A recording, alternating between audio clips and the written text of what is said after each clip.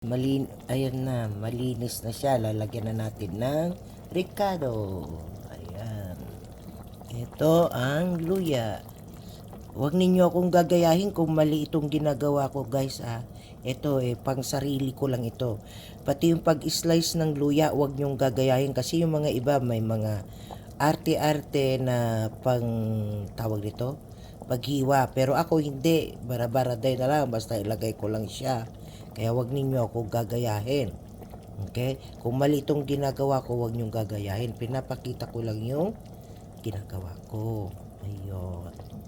Ayan na rin ang bawang. Ayan. Ayan ang sibuyas. Ayan. Lalagyan tayo ng pamienta. Ayan na. Tapos lalagyan natin ng ganito. Lagyan natin ng nor para pang pasarap. Kaya huwag nyo gagayahin, guys. Baka mali itong ginagawa ko. Pang sa akin lang to, guys.